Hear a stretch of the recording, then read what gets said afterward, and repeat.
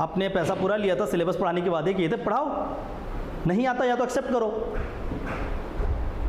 क्योंकि गलती उनकी है, क्योंकि आपको वो चीज़ें उन्होंने नहीं पढ़ाया, उनको पढ़ाना चाहिए था।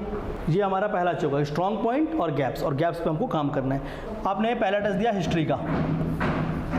हिस्ट्री के टेस्ट के पूरे ड्यूरेशन में आपका फोकस क्या होना चाहिए कि मेरे को अपना सिलेबस खत्म करना है। जितना बेहतर नोट्स होगा उतना अच्छा आपका प्रिपरेशन होगा, सफिशिएंट है एग्जाम निकालने के लिए। इसके बाहर एक लाइन नहीं आने वाला एग्जाम में, ठीक है। आपने सिनॉप्सिस भी रेडी किया है, तुरंत फटाफट पढ़ो कि हाँ ये क्वेश्चन में ये डाउट आ रहा है, ये डाउट आ रहा है। ऑब्जेक्टिव क्वेश्चन के थ्रू अपने प्रिपरेशन को मोल्ड कर देना। और अभी 6 महीने को छोड़कर आप बोलोगे लास्ट में लिखूंगा, तो आपका कहीं ना कहीं इस साल का प्रिपरेशन वीक रह जाएगा। जब आप प्रिपरेशन कर रहे होगे तो कई जगह पे आपको निर्णय लेना पड़ेगा, बहुत सारे निर्णय लेने पड़ेंगे। व्यक्तिगत decision, personal decisions. Personal decision में कई आएंगे, क्या मैं 10 एग्जाम की तैयारी करूं या केवल पीएससी की करूं, पहला उसमें। दूसरा, क्या मुझे जॉब ले लेना चाहिए कि मुझे पीएससी की प्रिपरेशन करनी चाहिए। आप क्या कर रहे हो, प्रिपरेशन और प्रैक्टिस को एक बना के रख लियो, गलत कर रहे हो, ठीक है। अभी भी बहुत सारे गैप्स होंगे। अब इसको करना कैसे है, ये प्रिपरेशन और प्रैक्टिस पे करना क्या है। आप में से बहुत सारे ऐसे लोग हैं जिन्होंने ऑलरेडी एग्जाम्स दिया है पिछले साल, प्रीलिम्स, ठीक है ना, प्रीलिम्स दिया होगा, मेंस दिया होगा, जिस भी लेवल पे आप पहुंचे हैं पिछले 2-3 सालों पे। और कुछ होंगे जो एकदम फ्रेशर है, एकदम फ्रेशर है, अभी वो अपने सिलेबस पे पहले फोकस करें, पहले सिलेबस कंप्लीट करें। और आपका जो भी टेस्ट होगा, क्लास टेस्ट होते हैं, उन पे आप ज़्यादा फोकस करें। आप ऐसे अदर टेस्ट से ज़्यादा है क्लास टेस्ट पे टीचर जो बता रहे होंगे उस पर ज़्यादा फोकस करें, क्योंकि पहला प्राइम नेसेसिटी आपके लिए क्या है कि आप अपने 7 पेपर को कवर करो जो पहली बार दे रहे हैं। बाकी लोग जो पहली बार नहीं कर रहे हैं या जिनकी कोचिंग लगभग आधे से ज़्यादा हो चुकी है कवर, जिन लोगों ने लगभग 7-8 महीने की कोचिंग कर ली, कवर हो चुका है, बस थोड़ा बहुत बचा है तो वो कर सकते हैं। अभी क्या करना है, आपको सिलेबस में 2 चीज़ें दिखेंगी। एक होता है स्ट्रॉन्ग पॉइंट, स्ट्रॉन्ग पॉइंट आपका जो क्या है मजबूत पॉइंट है। दूसरा होगा गैप्स, गैप्स 2 चीज़ें दिखेंगी। मैं ये नहीं बोलूँगा वीक पॉइंट, वीक पॉइंट कुछ नहीं होता है, गैप्स होते हैं। क्यों वीक पॉइंट नहीं होगा, क्योंकि पढ़ोगे तो सीख जाओगे। आप बोलोगे नहीं ये मेरा वीक है, मैं इसको पढ़ ही नहीं सकता, ऐसा तो नहीं होगा ना। कोई रॉकेट साइंस नहीं है पीएससी में, ऐसा कोई भी ऐसा चीज़ नहीं है जो रॉकेट साइंस है जो आपको समझ ही ना आए। हर टॉपिक आसान है, हर टॉपिक को पढ़ने की ज़रूरत है सही तरीके से, और आप पढ़ोगे तो उसकी अंडरस्टैंडिंग अपने आप आपको बन जाएगी। समझ आ रहा है। तो ये दोनों हिस्से में हम बांट लेते हैं। अब देखो जो आपका स्ट्रॉन्ग पॉइंट है, यहाँ पर आपके 150 वर्ड्स होने चाहिए। जो वीक पॉइंट है उसको क्या करोगे आप, सब्जेक्ट वाइज, विषयवर सब्जेक्ट वाइज इसको लिस्ट डाउन कर लो। सिलेबस उठाकर अपने वीक टॉपिक को सब्जेक्ट वाइज एक वाइट शीट लेकर, एक सफ़ेद पेज लेकर बढ़िया से ऊपर से नीचे लिस्ट डाउन कर लेना कि हाँ इस टॉपिक में मेरे को यहाँ पर दिक्कत है, इस टॉपिक में मेरे को यहाँ पे दिक्कत है, ये वाला टॉपिक मेरे को नहीं पढ़ा है मैंने, उसकी एक लिस्टिंग कर लो,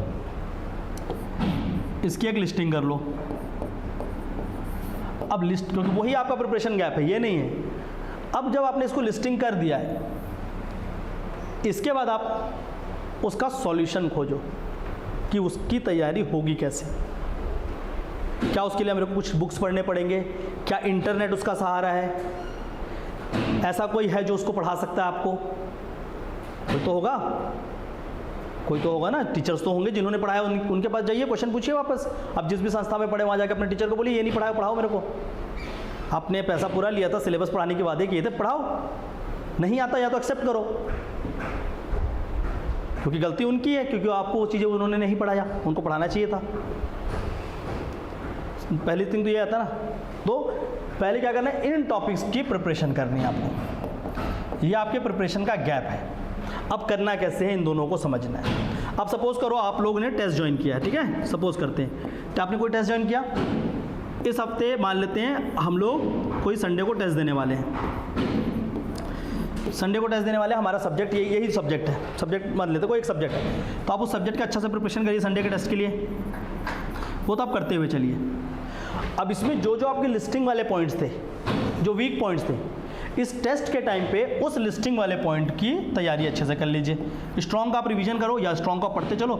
लिस्टिंग वाला जो है उसका उस वीक में आप क्या करो, अपने टीचर से या नोट से या इंटरनेट से कहीं से भी उसका सॉल्यूशन खोज लो, और सॉल्यूशन खोजने के बाद इस दोनों को प्रिपेयर करके एग्जाम पे जाना। नहीं तो क्या होगा, इसको आप छोड़ते चले जाओगे लगातार, फिर क्या होगा, आप नवंबर में पहुंचोगे, फिर बोलोगे कि मेरे इतने सारे टॉपिक तैयार नहीं हो पाए।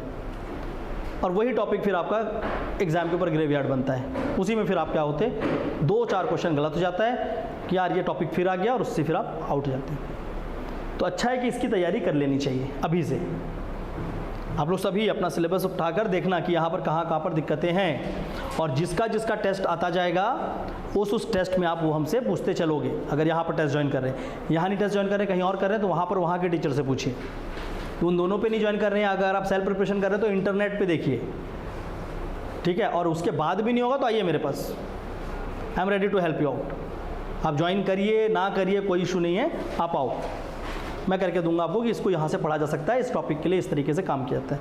क्योंकि मैं सारे सब्जेक्ट लेता हूँ यहाँ पर, लगभग सारे ही सब्जेक्ट लेता हूँ। मैथ्स को हटा दो और लैंग्वेज को हटा दो तो I take all the subjects, तो दिक्कत नहीं होगा आपको, ठीक है। तो आपको जहाँ पर भी इशू आ रहा है उस लिस्टिंग के साथ उसका सॉल्यूशन अभी खोजेंगे। कहाँ से कहाँ तक? जुलाई से लेकर नवंबर तक, ठीक है। ये हमारा पहला चीज़ होगा, स्ट्रॉन्ग पॉइंट और गैप्स पे हमको काम करना है। नवंबर पे हम लोग एक चीज़ करेंगे, फ्रीज। यहाँ पर क्या हो गया, फ्रीज। नवंबर पे हमारा प्रिपरेशन को हम यहाँ पर फ्रीज कर देंगे। सिर्फ और सिर्फ इसके बाद करंट अफेयर का काम करना है। जितना स्टैटिक पढ़ना था, जितना भी चीज़ें पढ़नी थी, हमने पढ़ लिया है। नवंबर के बाद हम सिर्फ और सिर्फ रिवीजन पे रहेंगे। नवंबर तक आप टेस्ट दे रहोगे कम रिवीजन के साथ भी, तो भी चल जाएगा। नवंबर तक का जो आप टेस्ट दे रहे होगे, जैसे कि टेस्ट हो रहा है, मान लीजिए आप कोई टेस्ट ज्वाइन कर लिए, प्रीलिम्स और मेंस का, है ना। मान लेता हूँ मैं यहाँ पर आपने एक पीटी का टेस्ट ज्वाइन किया, एक मेंस का टेस्ट ज्वाइन किया, सपोज कर लेते हैं। या आप नहीं भी किया टेस्ट, आप लेकिन प्रैक्टिस कर रहे हो डेली, हफ्ते में एक टॉपिक, एक सब्जेक्ट को लेकर आप प्रैक्टिस कर रहे हैं। सपोज करो आपने पहला टेस्ट दिया हिस्ट्री का। हिस्ट्री के टेस्ट के पूरे ड्यूरेशन में आपका फोकस क्या होना चाहिए कि मेरे को अपना सिलेबस खत्म करना है। टेस्ट में परफॉर्मेंस अच्छी हो नहीं हो उसके लिए अभी ज़्यादा नहीं सोचना है कि टेस्ट में कितने नंबर आएंगे, क्या मैं टेस्ट में टॉप करूंगा, अभी उसके ऊपर ज़्यादा नहीं सोचना है। अभी मेन उद्देश्य होगा कि मैं अपनी चीज़ों को कवर कर लूँ अच्छे से, और उसके बाद जितना मेरे को नॉलेज ऑक्यूपाई कर पाया उसके ऊपर जाकर मैं एक टेस्ट दे दूँ। सपोज कर लेते हैं कि आपका प्रीलिम्स में यहाँ पर पीटी वाले टेस्ट में 100 मार्क्स आया, मान लेते हैं ना, और मेंस का जो आपने टेस्ट दिया वहाँ पर 200 नंबर का टेस्ट हुआ या 100 जितने का भी हुआ, उसमें ही मान लेते हैं 100 नंबर आया। कोई दिक्कत नहीं, कम है, कम नहीं मत सोचना, इसको कम नहीं है। पर क्या हुआ है, आपका उस सब्जेक्ट का पूरा कंटेंट बन के रेडी हो गया जो आपको फाइनल पढ़ना है। उसके बाद कुछ नहीं पढ़ना है, उसी को पढ़ोगे ना फाइनल एग्जाम के लिए। तो आपका पूरा कंटेंट आपने बना लिया है। अब इसके ऊपर केवल क्या बच रहा है, करंट अफेयर। उसको हम साल भर आप अपना प्रिपरेशन करोगे धीरे धीरे। पर इस टाइम पे क्या हो गया कि इस सब्जेक्ट को ख़त्म करते करते आपका ये चीज़ बहुत अच्छे से तैयार हो गया। सेम चीज़ आप किस पे आ गए, पॉलिटी। सेम चीज़ आप किस पे आ गए, ज्योग्राफी, मान लेते हैं ना। और सब में आपने क्या किया, इस तरीके से चीज़ें को इम्प्रूव कर लिया। ये सारा हो गया। अब इस पूरे टेस्ट को आप दे रहे थे जब नवंबर तक, तो आपका रैंक आता था, मान लेते हैं 500 लोग के बच्चों के साथ आप टेस्ट देते थे और आपका रैंक आता था 300, मान लेते हैं। आप बहुत पीछे अपने आप को समझ रहे थे, डिमोटिवेटेड होकर घूम रहे थे, यार इतना पीछे मैं कैसे चला गया। आप उनसे कम्पीट कर रहे थे जो इस हफ्ते ना केवल नंबर के लिए जा रहे थे, वो प्रिपरेशन पर उतना ध्यान नहीं दे रहे थे। वो क्या कर रहे थे, बस उठा के क्वेश्चन सॉल्व करके आ गए थे। बहुत ज़्यादा प्रिपरेशन नहीं कर रहे हैं, वो ज़्यादा से ज़्यादा क्या कर रहे हैं, प्रैक्टिस करके आ जा रहे हैं। अब प्रैक्टिस अगर आप ज़्यादा करके आओगे तो नंबर तो अच्छा आ जाएगा, पर आपका प्रिपरेशन गैप रह जाएगा, तो लास्ट में फिर रिवीजन किस चीज़ को करोगे। तो ऐसे होता है टेस्ट। मैं बता रहा हूँ बच्चे क्या करते हैं। मैंने बहुत सारी चीज़ें देखी हैं और बहुत लोग इसको करते होंगे, मानेंगे या नहीं मानेंगे उनके ऊपर है। अब होता क्या है, मान लो टेस्ट देना है, किसका टेस्ट देना है, एंशिएंट हिस्ट्री का टेस्ट देना है। तो वो क्या करेंगे, अपनी ऑब्जेक्टिव बुक उठाएंगे, एक तरफ घटना चक्र उठा लेंगे, ठीक है, और इस घटना चक्र से क्या करेंगे, क्वेश्चन को सॉल्व कर लेंगे, या प्रीवियस ईयर का कोई पेपर उठा लेंगे, उससे क्वेश्चन को सॉल्व कर लेंगे। अब उनको क्या है, आंसर याद है, आंसर याद है। अब हम एज ए एग्जामिनर हमारी सोच क्या होगी कि यार पिछले साल के क्वेश्चन भी इनको प्रैक्टिस करवा देते हैं और कुछ नए क्वेश्चन भी देते हैं। तो जब हमने पुराना क्वेश्चन जितने भी करवाए वो इनसे बन गया, वो यहाँ पर 50-70 क्वेश्चन कर गए और 50-70 क्वेश्चन करने के बाद वो रैंक में ऊपर दिख गए। पर उन्होंने पूरे वीक अपने जो वीकनेस थी उस पर काम नहीं किया है। वो क्या किए, बस पढ़े हैं, पढ़ के आए, मना नहीं है, लेकिन वो अपने वीकनेस पे काम नहीं कर रहे थे कि उनका एक मेन उद्देश्य क्या था कि इस टेस्ट में मेरे को टॉप करना है। पर यहाँ पर हमारा उद्देश्य वो नहीं होना चाहिए। हमारे यहाँ पर उद्देश्य होना कि हमारी चीज़ें कवर हो जाए अच्छे से, भले कि नंबर कम आ जाए, थोड़ा चल जाएगा, क्योंकि पीएससी के एग्ज़ाम में जिस दिन पास होंगे वो नंबर मैटर करेगा, वही मैटर करता है ना। तो यहाँ पर पहला उद्देश्य हमको क्या करना होगा इस पूरे टेस्ट में कि हमारा जो कंटेंट है वो कंटेंट हम उसको कवर करें। तो यहाँ पर पूरा आप फोकस करोगे कंटेंट कवरेज पे, ठीक है, ये हो गया। इसके बाद नवंबर ऑनवर्ड, नवंबर से जो दिसंबर, जो सेकंड फेस आएगा, अब यहाँ से आपकी प्रिपरेशन डिवाइड हो जाएगी। ठीक है, तो प्रिपरेशन का जो पहला फेज था कहाँ से कहाँ तक था, जून से नवंबर, जुलाई से नवंबर, ठीक है, जुलाई से नवंबर, ये तो हमारा फर्स्ट फेज कंप्लीट हो गया, जहाँ पर हमने प्रीलिम्स और मेंस दोनों के कंटेंट को पूरा कवर कर लिया। कंटेंट पे हमने मास्टरी कर ली कि वो जो कितना भी कंटेंट है वो हमको सारा आता है, मतलब हम 26 नवंबर को रेडी हैं मेंस और प्रीलिम्स दोनों एग्ज़ाम के लिए अपने कंटेंट के साथ। हमको जितना पढ़ना है हमने रख लिया अपने सामने, अब इसके ऊपर हम सिर्फ करंट अफेयर ऐड करेंगे। तो आपका पहला फोकस क्या होगा कि जुलाई से लेकर नवंबर तक पूरे 7 सब्जेक्ट, सारे पेपर पे सारे चीज़ों को अच्छे से तैयार करके आप बैठ जाओ। फिर उसके बाद आपको ये ना लगे फिर से दोबारा किताब पढ़ना है, दिसंबर में उठाए तो लाओ एक, जैसे नवंबर में नोटिफिकेशन आएगा फिर क्या करते हैं लोग, बुक खरीदने आते हैं मार्केट में, नया एडिशन आ गया क्या, आपकी आधी प्रिपरेशन वहाँ बर्बाद हो गई, नया एडिशन आ गया तो, क्योंकि आपने साल भर एक किताब के ऊपर अच्छे से मार्क करके रखा है, अपनी चीज़ों को लिख के रखा है, उस किताब को ही बदल दिया। That will not help you. एक किताब उठाओ और उसी से पूरा पढ़ो, पूरा हमेशा उसी बुक से या उसी नोट से पढ़ने से, और नोट्स बनाने पे ध्यान दो। जितना बेहतर नोट्स होगा उतना अच्छा आपका प्रिपरेशन होगा। ठीक है, तो फर्स्ट थिंग क्या करना है, एडिशन के पीछे नहीं भागना है आपको। 26 नवंबर तक जितना प्रिपरेशन है आप कर लो, और उसके बाद सिर्फ और सिर्फ इस पर रिवीजन करना। अगर कुछ ऐड होकर आ भी गया किसी किताब के ऊपर, हार्डली चांस है कि उसमें से एक क्वेश्चन आ जाएगा, और उस एक क्वेश्चन के लिए जो आप अगले 3 महीने अपने प्रिपरेशन को बिगाड़ते हैं, उससे आप फेल हो जाते हैं। वही कारण है, दुख का कारण है एडिशन पे एडिशन। ठीक है ना, पर जो एडिशन था उसने एक ही थ्योरी दिया था और वही थ्योरी चला है पूरे समय, बिजली बने चाहे कुछ बने, उसने अपना दूसरा एडिशन नहीं लाया। पर हमारे किताब वाले एडिशन पे एडिशन लाए जा रहे हैं। समझ आ रहा है, पूरा जो एडिशन आता है, जो भी चीज़ें हैं ना, याद रखना यहाँ पर सबसे बड़ा खेल कौन कर रहा है, बुक्स वाले। बुक का जो मार्केट है और जो बुक वाले जो काम कर रहे हैं, ये बच्चों का भविष्य खराब कर दे रहे हैं। ऑथेंटिक किताब पढ़कर अपना कंटेंट बना लो। सिर्फ और सिर्फ बदलता है क्या पता है, इकोनॉमिक सर्वे के डेटा, और प्रीलिम्स तक तो वो भी नहीं बदलेगा। उसके बाद उनकी किताबों में जो कमियां हैं, जो कि पीएससी या व्यापम के एग्जाम में उन लोग करवाएंगे पूरा, कि ये देखो ये तुम्हारी किताब में लिखा, हमने प्रश्न पूछा, तो वो उसको ऐड करके आपको दे देंगे। बेटर है कि साल भर जितने स्टेट में एग्जाम हो रहे हैं, याद रखना इस पूरे फेज में क्या करोगे, जितने भी राज्य में पेपर हो रहे हैं, स्टेट में जितने भी एग्जाम हो रहे हैं, चाहे वो व्यापम ले चाहे पीएससी ले, पहला वो। इसके बाद स्टेट पीसीएस सारे राज्यों के, जितने भी राज्य के स्टेट पीसीएस अभी होंगे, पीएससी के एग्जाम होता है ना, यूपी के हो जाते हैं, जैसे भी किसके भी वो। और इस संडे है आपका यूपीएससी का पेपर, यूपीएससी का प्रीलिम्स का पेपर। इन पेपर्स में जितने भी क्वेश्चन आ रहे होंगे, मैं प्रीलिम्स के लिए बात कर रहा हूँ, इन क्वेश्चंस को आप देख लो अच्छे से, ये आपको याद होनी चाहिए। तो ये प्लस आपने जो अपने से पढ़ाई किया उतना सफिशिएंट है एग्जाम निकालने के लिए। इसके बाहर एक लाइन नहीं आने वाला एग्जाम में, स्टैटिक पोर्शन पे, और आएगा तो उस क्वेश्चन को छोड़ देना, कोई दिक्कत नहीं। और आएगा वैसे कितने क्वेश्चन, 2, मैक्सिमम 2 क्वेश्चन आएंगे, ये याद रख लेना मेरी बात को। उसके बाद ये चीज़ें हो जाएंगे ना, यहीं पर आप क्या करोगे, मेंस का बहुत अच्छे से स्टैटिक और सब चीज़ों का आंसर्स लिख लिए। फिर उसके बाद आगे चलकर उसमें हम आएंगे किसमें, फेज़ 2 पे। इस पूरे फेज़ में ये फेज़ होगा prelims plus main joint preparation. यहाँ पर आप दोनों को एक साथ संयुक्त रूप से प्रिपेयर करोगे। संयुक्त रूप से प्रिपेयर कैसे करना होगा कि जिसका आप प्रीलिम्स का टेस्ट दे रहे हो उसी का आप मेंस का भी टेस्ट दो, वो संयुक्त प्रिपरेशन में हेल्प करेगा।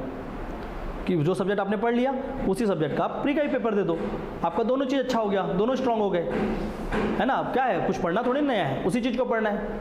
जैसे अभी उनका कहना था पीछे कि सर 2 बार आना पड़ेगा, तो क्या हो गया, अपनी ज़िंदगी के लिए आ रहे हो। संडे को मेरे को 2 बार आना पड़ जाएगा अगर इंस्टीट्यूट कहाँ से, किसी दूर से, यहाँ से 4 किलोमीटर दूर से, तो क्या हो गया, एक दिन अपने लाइफ के लिए दे सकते। उस दिन बोल दोगे क्या पीएससी का जिस दिन एग्जाम होगा पीएससी को वहाँ पर, कि आपका मैं सेकंड पेपर देने नहीं आऊँगा, दूर पड़ जाएगा। तो उसको हैबिट में ले आओ ना, बेटर है कि उसको अपने हैबिट में ले आओ। नहीं तो फिर कोई इशू नहीं, जैसा भी आप चाहो बात कर लो उसको अपने। देखो दोस्त लोग क्या कर रहे हैं ना कि ऑनलाइन ऑफलाइन, ये ऑनलाइन का जो चक्कर है थोड़ा सा ख़राब है। जब तक आप तपोगे नहीं तब तक आप बनोगे नहीं। बनने के लिए तपना ज़रूरी है, मैं एकदम लिटरली बता दे रहा हूँ। बनने के लिए तपना बहुत ज़रूरी है। भले ही कि आपको सुबह 6 बजे रखवा दूँ पेपर, 5 बजे उठ के आकर टेस्ट दे के जाओ, 5 बजे टेस्ट दे के आ गया, कोई दिक्कत नहीं है। पर आप जाइए, आप ग्राउंड लेवल पे जब आप फाइट करना सीख जाओगे ना, तो आपके अंदर से पहले डर खत्म हो जाता है। दूसरा, चीज़ें आपको बहुत अच्छे से समझ आती हैं। तीसरा, वहाँ पर सामने कोई ना कोई होगा जिससे आप अपनी समस्याओं को डिस्कस कर सकते हैं और उससे आपका स्ट्रांग बनते हो। आपको स्ट्रेंथ गेन करना है, वीकनेस गेन नहीं करना है। पहले से ही क्या कर दिया आपने, वीकनेस शो कर दिया तो दिक्कत हो जाएगा। स्ट्रेंथ गेन करने के ऊपर काम करना है, ठीक है। वो होगा कैसे, ऐसे ही होगा। तो फर्स्ट राउंड ये करो। यहाँ पर देखो आप जॉइंट प्रिपरेशन करो, इससे बहुत टफ होगा। ये टफ होगा। टफ क्यों होगा, यहाँ पर समय ज़्यादा देना पड़ेगा आपको प्रॉपर अपने दिन को। अब इसमें से हम लोग अपने दिन को डिवाइड कर लेंगे, अभी वो बताऊंगा एक टाइम टेबल। दिन को डिवाइड कर लिए कैसा कि लगभग 8 आवर्स का प्रिपरेशन हमारा मेंस का हो जाएगा और हम इस पर लगभग 2 आवर्स या 1.5 घंटे का प्रिपरेशन प्रीलिम्स का लगा के रखेंगे इसके साथ साथ। ऐसा कुछ करेंगे। 8 से 10 घंटे सफिशिएंट होते हैं, इससे ज़्यादा आप पढ़ोगे भी नहीं, ठीक है। और एक्स्ट्रा मान लो 1 घंटे 11 घंटे। ये 11 घंटे मैं उसको बोल रहा हूँ जब आप अपने जहाँ पढ़ते हो वहाँ पर बैठोगे। मैं जब अगर यहाँ पर 11 आवर लिखा तो आप 11 आवर पढ़ तो नहीं रहोगे, पक्का है। ये वो टाइम है जितने समय आपको कम से कम उस जगह में होना है जहाँ पर आप पढ़ते हो। अब इसमें से आप इफेक्टिव निकाल पाओगे 9 से 8 घंटे, उतना बहुत है। पर आप 11 घंटे बैठो तो उस चेयर पे। भविष्य में चेयर की चाहत है तो चेयर में बैठना सीख जाओ, नहीं तो कुर्सी नहीं मिलेगा। क्योंकि ये पॉलिटिकल नहीं है कि नीतीश कुमार नहीं आएगा आपकी कुर्सी बचाने के लिए, आपको अपनी कुर्सी खुद बचानी होगी। वहाँ पर नीतीश कुमार आके बचा लिए, पर यहाँ पर आपको खुद बचाना पड़ेगा या खुद अर्जित करना पड़ेगा। सिंपल सा बात, एकदम सिंपल सा थ्योरी है। तो एक चीज़ क्या करना है, इसको अच्छे से ध्यान रखना है कि इस वाले फेस में जहाँ पर सबसे कम मेहनत करते हैं, पता है मेहनत कहाँ करते हैं पीएससी के बच्चे, इस फेस में। नवंबर से दिसंबर नहीं, यहाँ तो फरवरी लिखना था ना। सबसे अधिक पीएससी में जो पढ़ाई होती है, गांधी चौक का जो टेम्परेचर जो है इस समय कम भी होता है, पर वो टेम्परेचर 2 डिग्री बढ़ जाता है बच्चों की एनर्जी से। सही बता रहा हूँ, ये नवंबर से फरवरी गांधी चौक का टेम्परेचर से 2 डिग्री उसका तापमान बढ़ता है। केवल किससे, आने वाले स्टूडेंट से। एकदम ऊर्जा, कुछ लोग पढ़ाई का ऊर्जा दिखा रहे हैं, कोई चाय पी के वहाँ ऊर्जा दिखा रहे हैं, कुछ लोग साथ में ऊर्जा दिखा रहे हैं, घूम रहे हैं। 2 डिग्री टेम्परेचर गांधी चौक का इसी चक्कर में बढ़ जाता है। हम लोग कभी शाम को निकलते हैं, देखते हैं अरे बाप रे इतनी भीड़, 1 लाख लोग इधर घूम रहे हैं। फिर आता है प्रीलिम्स का एग्जाम, अगले दिन सन्नाटा। फिर सब कहाँ रहते हैं, यूट्यूब के ऊपर या फेसबुक के ऊपर। तो ये हर साल की यहाँ की कहानी है। आप उस कहानी का एक अच्छा हिस्सा बनो, गलत हिस्सा मत बनो। क्योंकि गांधी चौक और पीएससी ये रिश्ता आपके जाने के बाद भी रहेगा और आपसे पहले भी था। तो बेटर है कि आप अपने पीएससी के रिश्ते को अच्छा निभाओ, गांधी चौक के रिश्ते नहीं। और पीएससी में जब सफलता मिल जाएगी तो गांधी चौक के रिश्ते अपने आप दौड़कर आपके पीछे आ जाएंगे। इस चीज़ को एकदम अच्छे से ध्यान रख लेना। एनीवे, उसके बारे में बात करते हैं। अभी आते हैं टेम्परेचर पे। तो 2 डिग्री टेम्परेचर यहाँ बढ़ जाता है। तो यहाँ पर क्या होता है कि यहाँ पर सबसे मैक्सिमम प्रिपरेशन किया जाता है। सब कोई पढ़ रहे होंगे, हर रूम में चले जाओ कोई ना कोई पढ़ रहा होगा, पढ़ते हुए मिल जाएगा एक आदमी। उस समय ये नहीं होगा कि सब एकदम घूम रहे होंगे, सब पढ़ रहे होंगे। तो यहाँ पर क्या करना है, अब जब सब पढ़ना चालू किए होंगे, पहली बार नया एडिशन ला के चालू कर रहे होंगे पढ़ना, उस टाइम पे आप क्या करोगे, प्रैक्टिस।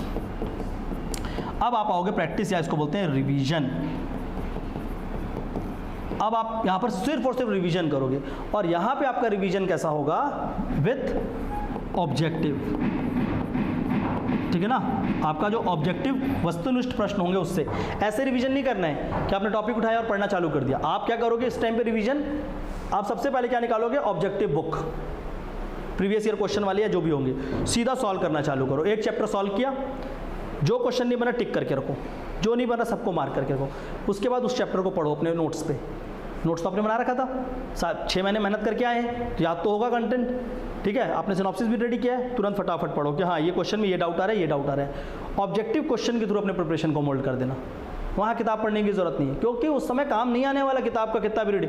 वहाँ पर आएगा कितना आप फैक्ट को रिकॉल कर पा रहे हो, कितना ऑब्जेक्टिव प्रैक्टिस की हो।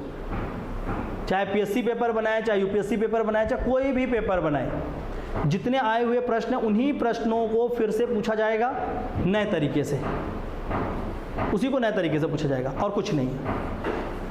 समझ आ रहा है? तो उसमें आपको हेल्प क्या कर रहा होगा, इस पूरे ड्यूरेशन में जो आपने टेस्ट पेपर लगाया है। तो टेस्ट पेपर आपने जो यहाँ से यहाँ तक दिया, कहाँ से कहाँ तक, अभी से लेकर नवंबर तक, पहला वो टेस्ट पेपर।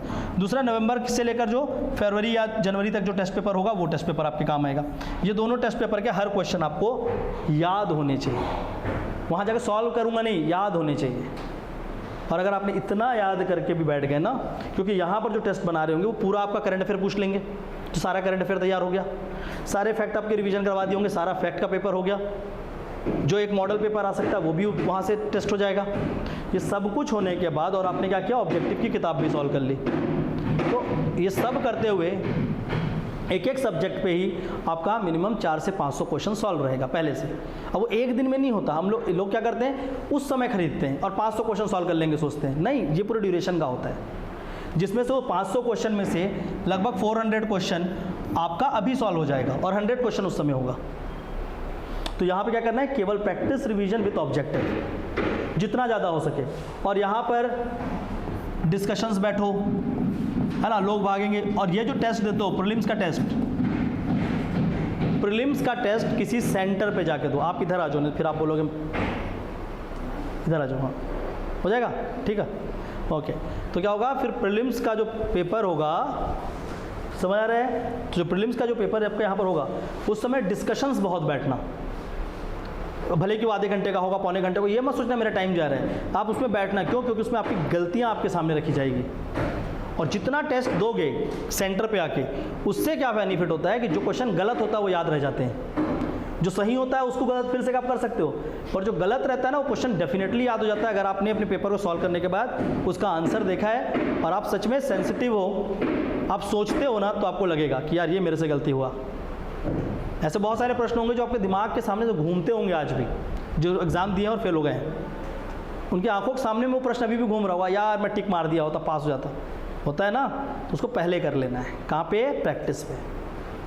और जो दिए ही नहीं है पेपर, जो पहले बार हैं, अभी वो थोड़ा सा उनका एनर्जी लेवल ऊपर होता है हवे में, तो उनको भी नीचे आने के लिए ज़रूरी है कि ये टेस्ट पेपर्स, जो फर्स्ट अटेम्प्ट दे रहा है उनको तो देना ही चाहिए प्रीलिम्स का टेस्ट। खासकर आपका एनर्जी लेवल थोड़ा सा नीचे आएगा, समझ आएगा कि ज़िंदगी में भी बहुत कुछ बचा है। सही बता रहा हूँ, क्योंकि वहाँ पर बहुत सारी चीज़ें आप एग्ज़ाम के ऊपर जाके फट से गलती करके आओगे। एग्ज़ाम के ऊपर लोग छत्तीसगढ़ का स्पेलिंग गलत करवा देंगे आपसे, एग्जामिनर लोगों का बहुत दिमाग होता है, वैसे नहीं बनाते पेपर, ठीक है। तो थोड़ा सा समझना है, इसलिए मैं बोल रहा हूँ कि यहाँ पर आप क्या करोगे, कोर प्रीवियस, यहाँ पर कोर प्रीलिम्स प्रिपरेशन, एकदम प्रीलिम्स में डूब जाना है और अपने आप को अच्छे से मैनेज करना है। मैनेज कब होगा, जब हमारा प्रिपरेशन यहाँ पर ख़त्म हो जाएगा। फिर आएगा इसके बाद क्या, अब देखो क्या होगा, यहाँ पर आपने कंटेंट बनाया था बहुत अच्छे से, चीज़ें एकदम कवर्ड थी, यहाँ पर क्या हुआ, उस सारे कंटेंट का आपको फैक्ट याद हो गया है। उसके बाद आप कहाँ पर आ रहे हो, मेंस पे। और फिर आप जब मेंस का टेस्ट लिखोगे, यहाँ पर टेस्ट, जब यहाँ पर मेंस में फिर से आप अपना टेस्ट करोगे और वापस अपने रिवीजन स्टार्ट करोगे, तो आपको फैक्चुअल नॉलेज आपका स्ट्रांग रहेगा पहले से, कंटेंट आपका कवर्ड रहेगा। यहाँ पे जब यहाँ पे टेस्ट दोगे, तो यहाँ पे टेस्ट पे आपको दो चीज़ों के लिए फाइट करना है, एक रैंक के लिए और एक मार्क्स के लिए। यहाँ पर कॉम्प्रोमाइज़ नहीं चलेगा। पहले वाले में मैंने क्या बोला, प्रिपरेशन वाला है, तो यहाँ नहीं, यहाँ पर आपको रैंक की लड़ाई लड़नी है कि जिस भी जगह पे टेस्ट देंगे हम टॉप 10 में तो रहेंगे, जो टॉप के मार्क्स हैं वो लाएंगे ही लाएंगे। यहाँ पर भी सेम, कि वहाँ पर आप फिर कम्पीट करो अपने कॉम्पिटिटर से कि इनको तो पीछे करके छोड़ूंगा मैं आज। यहाँ पे खुश मत हो जाना टॉप करके। मैंने देखा है यहाँ जो टॉप करते हैं वो यहाँ फेल हो जाते हैं, पक्का फेल। यहाँ जो टॉप करते हैं वो यहाँ फेल हो जाते हैं। वो यहाँ कम्पीट कर रहे हैं, यहाँ कम्पीट ही नहीं कर रहे हैं, जहाँ पर प्रिपरेशन पे ज़्यादा ध्यान रखना है। और कम्पीट करने के लिए इंसान क्या करता है, मैक्सिमम पोर्शन को पढ़ने के लिए पलटाते रहता है। पर अगर वो कम्पीट नहीं, कवरेज के ऊपर जाएगा तो समय ज़्यादा लगेगा।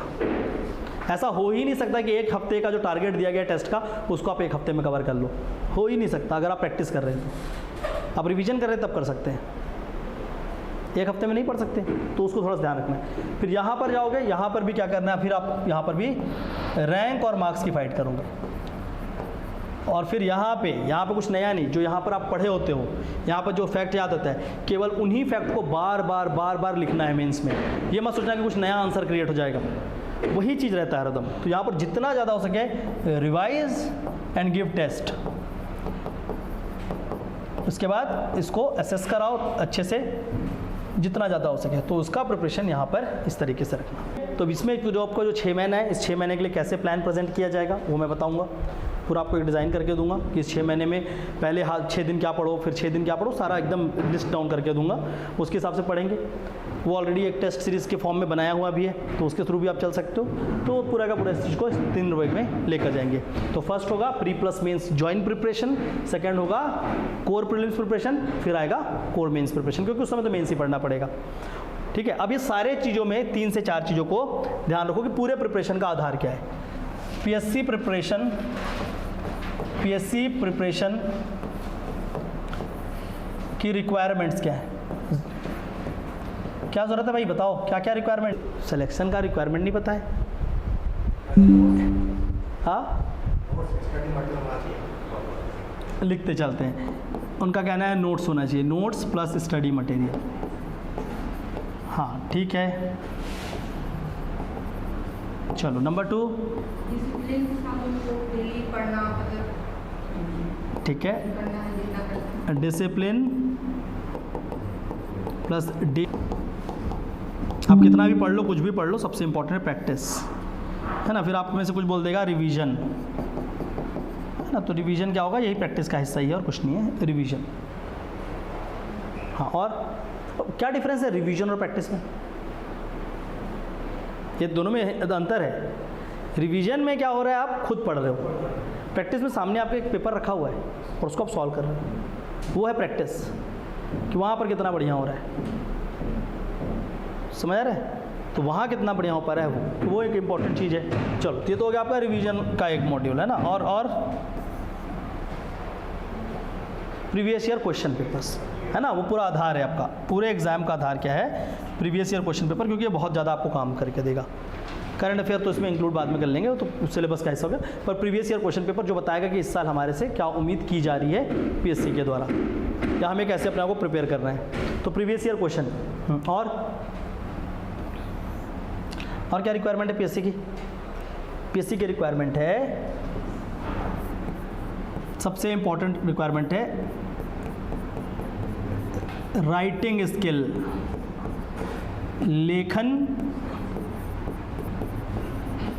लेखन शैली नहीं, लेखन कौशल या लेखन कुशलता, कि आप कितने कौशल हो लिखने में। शैली क्या है, शैली तो कोई भी बना लेगा 2 दिन में बैठ के, कितने कुशल हो ये इंपॉर्टेंट है। समझ रहे कि बचपन से लिखे हो कि नहीं लिखे हो, सबसे इंपॉर्टेंट एस्पेक्ट यह, क्योंकि पीएससी के पूरे पेपर में 1400 मार्क्स कहाँ पर है, यहीं पर है, 1400 मार्क्स यहीं पर है मेंस, और उसके बिना सिलेक्शन नहीं होगा। 100 नंबर का इंटरव्यू, अब तो इंटरव्यू के मार्क्स भी कम हो गए, पर मेंस सबसे इंपॉर्टेंट एस्पेक्ट है, जहाँ पर राइटिंग स्किल्स जो हैं वो बहुत काम करेंगे, उसके बिना नहीं हो पाएगा एग्ज़ाम। ठीक है, मेजॉरिटी फेल इसीलिए होते हैं क्योंकि वो कभी लिखे नहीं होते हैं, तो आपको लिखना सीखना होगा टॉपिक पे। नोट्स बनाना एक अलग होता है, लिखना, आंसर्स को लिखना सीखना होगा, कि जो क्वेश्चन है उसको कैसे सोचना है, उस क्वेश्चन में क्या चीज़ों को लिखना है, किन चीज़ों को अवॉइड कर देना है, प्रश्न की डिमांड क्या होती है, समझ रहा है, किसी टॉपिक पे हमको कितना लिखना होगा। तो ये सबसे इंपॉर्टेंट है कि राइटिंग, तो राइटिंग स्किल्स को डेवलप करना होगा, और ये एक दिन में नहीं होने वाला, एक दिन में नहीं होगा। इसलिए कौन कौन सर से स्टडी कर रहे हो, अच्छा स्टडी बीएससी, ओके। चलिए, तो यहाँ पर क्या करना होगा, सबसे पहली बात राइटिंग स्किल सीखना होगा, कि जितना ज़्यादा आप लिखोगे अगले 6 महीने, उतना बेहतर आपका अगला साल हो जाएगा, या ये साल पूरा चला जाएगा। और अभी 6 महीने को छोड़कर आप बोलोगे लास्ट में लिखूंगा, तो आपका कहीं ना कहीं इस साल का प्रिपरेशन वीक रह जाएगा। समझ आ रहा है? तो अगर आप चाहते हो कि आपका प्रिपरेशन अच्छा हो, तो अभी से लिखने का प्रयास करना होगा, चाहे वो टेस्ट के माध्यम से लिखे या डेली बेसिस पे लिखो अपने से, या प्रीवियस ईयर का क्वेश्चन लिखे, किसी भी हालत में पर लिखना है। तो लिखने के लिए तो आप पहला बता रहा हूँ, जो आपको 8 घंटे का मेंस प्रिपरेशन का समय दिया ना, उसमें डेली का एक हैबिट बनाना है, डेली हैबिट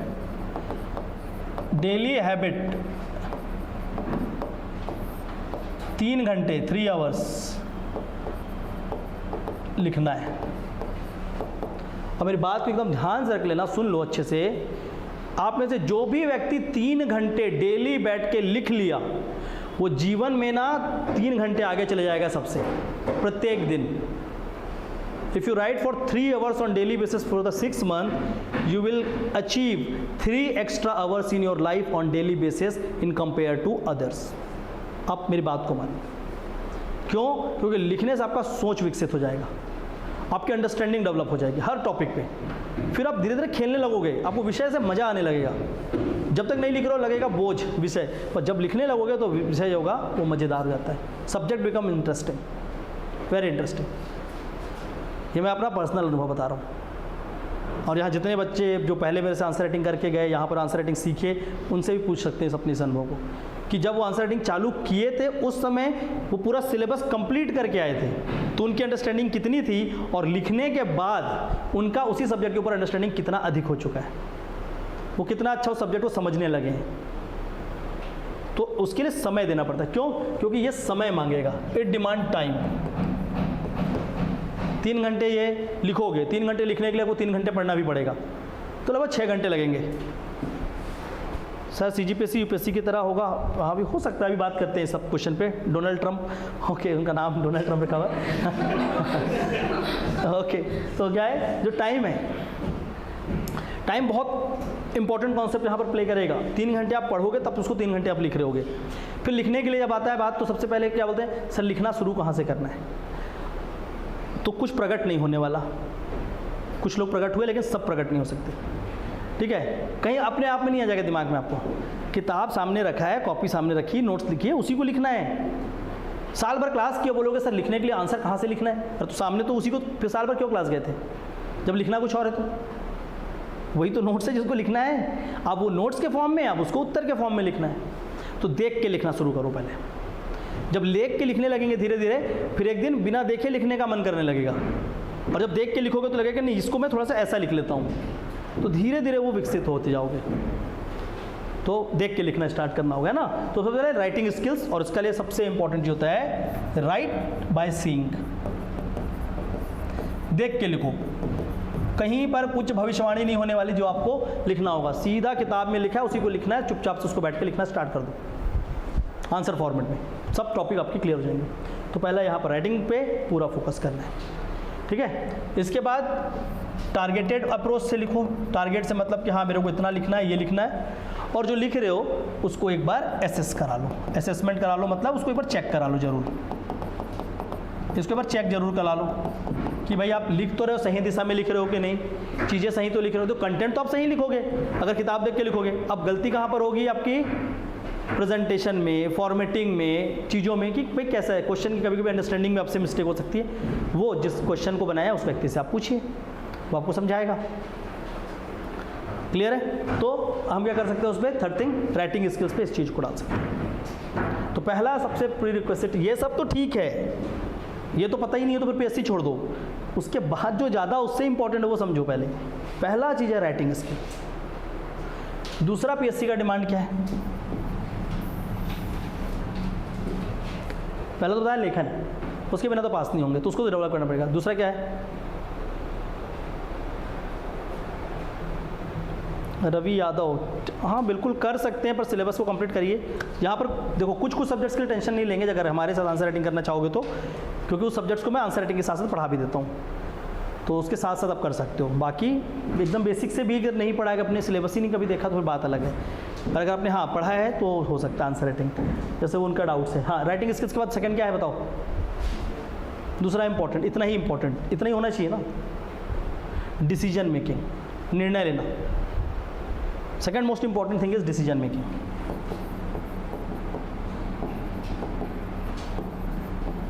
निर्णय। अब जब आप प्रिपरेशन कर रहे होगे तो कई जगह पे आपको निर्णय लेना पड़ेगा, बहुत सारे निर्णय लेने पड़ेंगे। Number of decision you have to take if you want to make your preparation good. पहला व्यक्तिगत decision, personal decisions. Personal decision में कई आएंगे, क्या मैं 10 एग्जाम की तैयारी करूं या केवल पीएससी की करूं, पहला उसमें। दूसरा, क्या मुझे जॉब ले लेना चाहिए कि मुझे पीएससी की प्रिपरेशन करनी चाहिए, दूसरा। तीसरा उसमें फिर क्या आएगा कि मैं मेंस की तैयारी नहीं किया हूं तो प्रीलिम्स की करूं कि नहीं करूं, इस तरह का कुछ क्वेश्चन आएगा। चौथा, वो मेरे से रूठ गई, उसको मनाऊं कि मैं अपनी पढ़ाई पे ध्यान दूं, ये भी तो आएगा ना।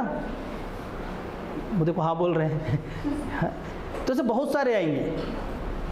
यहाँ पर आपको डिसीजन लेना पड़ेगा हर चीज़ में, उसे बोलते हैं इमोशनल इंटेलिजेंस। जब आप इन निर्णय को लेते हो तो आप अपने लिए उन निर्णय को लेते हो जो आपके लिए ज़्यादा बेहतर है। आपको निर्णय लेना होगा ना, तो बस आँख बंद करके ना 3 स्टेज आगे सोच लेना, 3 स्टेज आगे, ये चीज़ मेरा ध्यान रखना। जो भी डिसीजन लोगे ना, आँख बंद करके ना 3 स्टेज आगे सोचना। आज इस निर्णय को ले रहा हूँ, आज क्या होगा, फर्स्ट स्टेज। इस निर्णय को लेने के बाद 1 हफ्ते बाद क्या होगा, सेकंड स्टेज। और इस निर्णय को लेने के बाद आज से 3 साल बाद मेरे साथ क्या होगा, थर्ड स्टेज। और ये तीनों स्टेज में आपको निर्णय क्लियर हो जाएगा, तुरंत क्लियर हो जाएगा कि मुझे को क्या लेना है, क्या नहीं लेना है। समझ आ रहा है? अब सपोज करो कि अभी आगे कोई एग्ज़ाम आने वाला है, ठीक है। आपने बोला कि ठीक है, पहला निर्णय मेरा ये कि मैं इस एग्ज़ाम को दूंगा। आपने दे दिया। आपकी ज़रूरत है कितनी, तो उसके ऊपर डिपेंड करता है। आपकी बहुत ज़रूरत है, आपने दिया, तो चलो ठीक है, आप सोच रहे हो कि उस एग्ज़ाम से कुछ बेनिफिट आपको मिलेगा। पर अगर आप ये देख रहे हो कि नहीं, उसको तो मैं इसलिए दे रहा हूँ, बस मेरे को नौकरी चाहिए अभी के लिए, अपने आप को जस्टिस देने के लिए, पर उसके बाद फिर आप आगे और पढ़ना चाह रहे हो, तो जो आपका मूल उद्देश्य था उसको ही कर लेते, अगर आपको कोई प्रेशर नहीं है तो अगेन इस डिसीजन वहाँ पर अच्छा लेना है। तो ये तो हो गया लाइफ के डिसीजन। तो पहले तो यहाँ लेना होगा आपको पर्सनल डिसीजन। पहला इसको एकदम निश्चित कर लो, और एक बार लेने के बाद उस निर्णय पर रहना है। निर्णय लेना आसान है, बस निर्णय को सही साबित करना कठिन है। Taking decision is 1 stage and the rest 99 stages is to make that decision right. तो 90 जो बचा ना, 99, वो कठिन है। तो उसमें आपको लगे रहना होगा कि हाँ मैं चल रहा हूँ, मैं इंप्रूव कर रहा हूँ, अपने आप को पहचानना होगा, हाँ मैंने आज ये किया, कल ये कर रहा हूँ, तो मैं इंप्रूव हो रहा हूँ। ठीक है, तो पहला तो होगा क्या, आपका पर्सनल डिसीजन लेना होगा। दूसरा, पेपर के ऊपर आपको डिसीजन लेने लगा। बहुत सारे निर्णय लेने पड़ते हैं पेपर में, खासकर प्रीलिम्स में। कौन से क्वेश्चन को सॉल्व करूँ, किसको छोड़ूँ, क्या टिक मारूँ या नहीं मारूँ, गोला कैसे भरना है, नहीं भरना है, इस बुक को पढ़ो, उस बुक को पढ़ो। ऐसा बहुत सारे आएंगे जो प्रिपरेशन के रिगार्डिंग वो होगा। प्रीलिम्स एग्जामिनेशन में दोनों में होगा। तो पहले प्रिपरेशन का कि क्या मैं लक्ष्मीकांत से पॉलिटी पढ़ूँ, है ना पहला, या मैं कोई और कांत उठा लूँ। समझ आ रहा है कि कोई चिड़िया उठा लूँ, आजकल चिड़ियों के पब्लिकेशन भी आ रहे हैं। ठीक है, तो आप कौन सी किताब से पढ़ना है। जब आपको पता है दुनिया जहाँ बोल रहा है, यूपीएससी के इतने सारे टॉपर आ गए, है ना। एक दिन मेरे को लगता है दामोदर दास मोदी, नरेंद्र दामोदर दास मोदी जो हमारे प्रधानमंत्री, वो बोले कि बच्चे जो भी पीएससी या यूपीएससी की तैयारी कर रहे हैं, लक्ष्मीकांत पढ़िए। मैं भी लक्ष्मीकांत की किताब आपको पढ़ने बोलता हूँ, तभी मानेंगे क्या, तभी मानेंगे क्या, जब पता है कि वो ब्रह्मास्त्र है, वही बाइबल है, सब कुछ वही है, वही एक लौती किताब इतनी प्यारी जहाँ से क्वेश्चन बन रहा है, जिसमें हर चीज़ है। तो क्यों 10 किताब के पीछे जाना। मेरे को आज तक समझ नहीं आया। मेरे को सर आप पॉलिटिक्स किताब कब निकालोगे, नहीं निकालूंगा, लिखला हुआ है, उतना अच्छा मैं नहीं लिख पाऊंगा, सिंपल सी बात है। और लिख भी दिया उतना अच्छा तो भी मैं बोलूँगा वही पढ़ो। क्यों? क्योंकि एग्जामिनर अभी उसको एक्सेप्ट कर रखे हैं कि ये किताब सबसे अच्छी किताब है, वो किताब सबसे अच्छी किताब है, तो पढ़ो ना उसको। हाँ, उसको समझने के लिए आप लेक्चर देखिए, सब चीज़ देखिए, वो सब बात एक अलग होती है। बट फर्स्ट थिंग फर्स्ट कि आपका चॉइसेस अच्छी होनी चाहिए, वही डिसीजन है कि आप पॉलिटी किससे पढ़ रहे हो, लक्ष्मीकांत से पढ़ रहे हो। हिस्ट्री आप किससे पढ़ रहे हो, मॉडर्न हिस्ट्री के लिए आपको स्पेक्ट्रम पढ़नी चाहिए, साथ में बिपिन चंद्रा थोड़ा सा देख लो। मेंस के लिए बिपिन चंद्रा हेल्प करेगा, बाकी में आपको स्पेक्ट्रम हेल्प करेगा। अच्छे से पढ़िए स्पेक्ट्रम को, पूरा प्रीलिम्स में आपको हेल्प कर जाएगा। सीजीपीएससी का मेंस का जो नेचर है, वहाँ भी स्पेक्ट्रम आपको हेल्प कर रहा होगा। ठीक है, ज्योग्राफी के लिए 11th क्लास और 12th क्लास के एनसीईआरटी पढ़ लीजिए। फिर उसके बाद कुछ चैप्टर्स होते हैं जैसे इंडस्ट्री, मिनरल, ये सारा चीज़, उसके लिए यूट्यूब में अच्छे वीडियोस देख लीजिए या नेट पे निकाल कर उसको पढ़ लीजिए, क्योंकि वो चैप्टर्स इकोनॉमी उसमें अच्छे से कवर नहीं किया हुआ है एनसीईआरटीज़ में, क्योंकि नए डेटा आ जाते हैं वहाँ पे। तो पहले सब्जेक्ट को देखकर उसके नए नए डेटास के हिसाब से तैयारी करना स्टार्ट करो।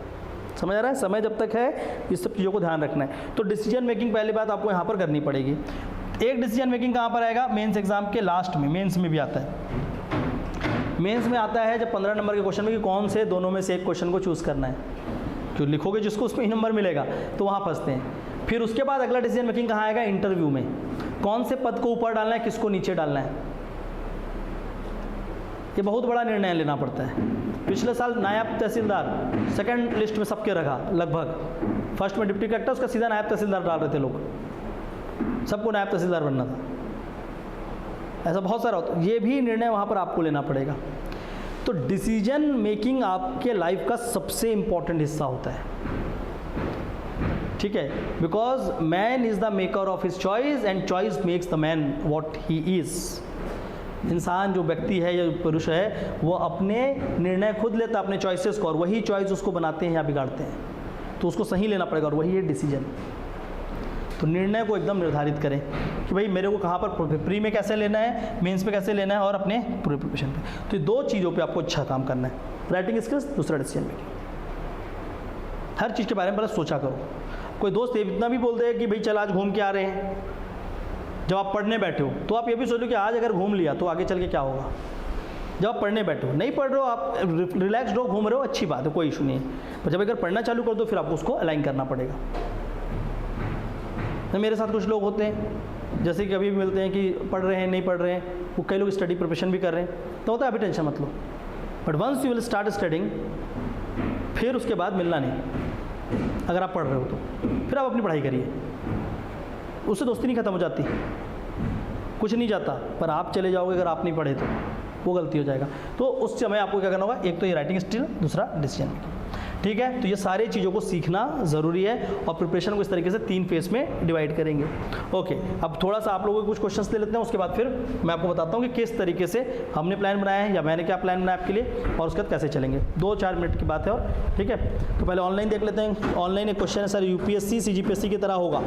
देखो ये तर्ज पे होना जो एक शब्द है ना, बड़ा खतरनाक है कि क्या सीजीपीएससी यूपीएससी की तर्ज पे होगा। तो तर्ज को डिफाइन जब तक नहीं किया जा रहा है सिलेबस के थ्रू या चीज़ों के थ्रू, तब तक अभी आप बोलना दिक्कत है। बट यूपीएससी सीजीपीएससी की तरह होगा ये नहीं बोला गया है, ये बोला गया कि सीजीपीएससी को यूपीएससी की तरह बनाएंगे। तो वो आयोग को बना रहे हैं कि हमारे एग्जाम को बना रहे हैं, हम कैसे माने? क्या पता आयोग को बोल रहे हो कि पारदर्शिता से काम करो, हर एग्जाम का कैलेंडर निकालो, बोलते रहे ना कैलेंडर निकालो, तो यूपीएससी निकालता निकलवा रहे हैं। फिर तो अगर यूपीएससी को सीजीपीएससी को और यूपीएससी को सेम करना तो पहले तो एसीएफ रेंजर के एग्जाम को डालो पीएससी के एग्जाम में, पेपर 1 कॉमन हो, उसमें जो पास होंगे फिर वो एसीएफ के एग्जाम निकलेंगे और जो नीचे वाले होंगे वो अपना पीएससी लिखेंगे। ऐसा तो था यूपीएससी का एग्जाम, ऐसा ये थोड़ी ना हो रहा है। तो आयोग कितना बेहतर हो पाएगा उसके ऊपर पहले काम कर रहे हैं, उसके बाद जो सिलेबस आएगा उसके ऊपर देखेंगे। ठीक है, उसके बाद यहाँ बोल रहे हैं हम जरूर जीतेंगे। हाँ बिल्कुल इनका कहना है कि मेरा 60% इंग्लिश एंड 60% हिंदी है, कौन सा लैंग्वेज लूँ? बट आपको पता लैंग्वेज किस में लिखना है, जिस लैंग्वेज में आपको ज़्यादा समझ आता है, जिसमें आप लिखने में कंफर्टेबल हैं उसको आप लीजिए। ये सब चक्कर में मत फंसना कि पीएससी में इंग्लिश वाले को ज़्यादा बेनिफिट है या हिंदी वाले को ज़्यादा बेनिफिट है, बुक्स हिंदी में अवेलेबल है, ये सब मत फंसो। आप जिस सब्जेक्ट में पढ़े हो, जो आपको मीडिया में जिसमें आप लिख पाते हो और जिसमें आप सोच पाते हो, उसमें आप जाएंगे। अब ये कोई बैरियर नहीं रहा कि हम इंग्लिश मीडियम के हैं तो सर किताबें नहीं है, मैं खड़ा हूँ ना, बस सारा किताब प्रोवाइड कर रहा हूँ। ठीक है, इंग्लिश मीडियम के लिए पूरी क्लासेस ले रहा हूँ, पूरा यूट्यूब में वीडियो फ्लडेड कर दिया है, जो चाहिए सब कुछ अवेलेबल है। तो इंग्लिश मीडियम प्रिपरेशन के लिए कुछ भी दिक्कत है, कहीं पर भी एक पिंच भी, you can directly come to Bilaspur S academy, सीधा मेरे पास आएंगे, आपको इंग्लिश मीडियम के लिए हर एक चीज़ अवेलेबल करा सकता हूँ। दूसरी बात हिंदी मीडियम की भी है तो उसके लिए भी आ सकते हैं, ऐसा नहीं कि उसके लिए नहीं, वो भी हमारे पास है, बट उसके लिए चलो फिर भी कंटेंट अवेलेबल है। तो एकदम परेशान नहीं होने कि हिंदी है कि इंग्लिश है, उसके लिए आपको परेशान नहीं होना।